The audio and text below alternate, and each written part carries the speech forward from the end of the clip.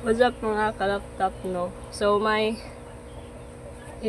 sasabihin lang ako sa inyo mga ka-laptop na important na advice siguro matatawag dito mga ka-laptop. So yun mga ka-laptop, sa hindi nakakaalam, no, yung mga content ko last year is yung mga challenges natin na mga ka-laptop na nag-boom talaga yung channel ko mga laptop, na dumami yung mga subscribers ko. Yung mga viewers is 1,000, and then yung mga subscriber ko, isang upload ko lang is mga 200 plus yung pumapasok sa channel ko mga laptop. So sa mga hindi nakakalam is parang minor pa talaga tayo nun mga laptop, kaya na-restrict yung YouTube channel natin, and then maraming violations kasi nga minor pa tayo noon. And sa mga nakakita sa mga challenges ko noon is pambira lang talaga yung mga laptop. Parang delikado na siguro yun, parang yun na nga, delikado siguro. So kaya na restrict sa YouTube. So ilang buwan din ako noon nagmukmuk mga laptop, kasi sayang talaga, kasi naabot ko na yung monetization na kailangan na abutin. So maghintay lang dapat ako noon ng isang buwan para makuha ko yung Google Ads natin na pin. So hindi ko nagawa yun mga laptop. Siguro may purpose yun mga laptop kung bakit nangyari yun. So ayun. So ngayon yung mga content ko mga laptop is about fish keeping na lang mga laptop to, kasi ito lang talaga yung tawag dito. Ito lang talaga yung siguro hobby ko or passion ko talaga mga laptop, no. Ito yung passion ko mga laptop, mag-keep ng mga fishes, ng mga animals. So yun lang yung i-share ko sa YouTube channel ko, and then sa Facebook page ko din, no.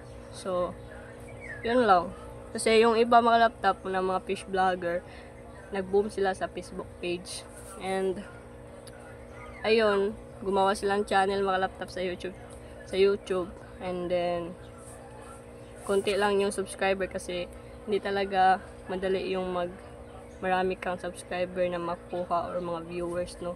So sa case ko naman mga laptop, nakuha ko na yung 1,000 plus na subscriber. Yung inaabot ko na lang ngayon is yung public watch hour, and then yung short na mga views sa short video natin, or yung tinatawag sa Facebook page is Reels.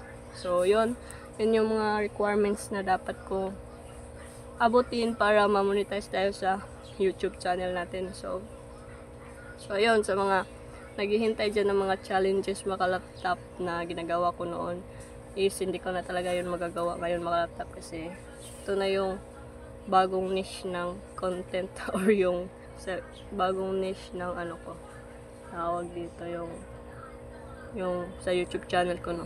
Itong mga fish, yung sinishare ko sa inyo ng mga animals. So yun lang, and hindi ko na kayo mga laptop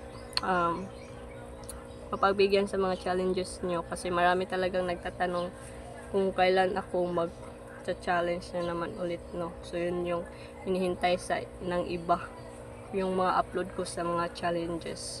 So ayun mga laptop, and sana supportahan nyo pa rin ako mga laptop sa bagong content natin na ina-upload sa YouTube channel natin, and then sa mga dating subscriber ko, so viewers na nanatili sa ating YouTube channel, no. So maraming salamat pa rin sa inyo, no, and sana dadamin talaga yung natin, yung subscriber, and then yung viewers mga laptop, and magagawa lang natin yan kapag mag-share kayo ng mga videos ko, and nagko-comment kayo, nag-like, yan. So yan lang mga laptop.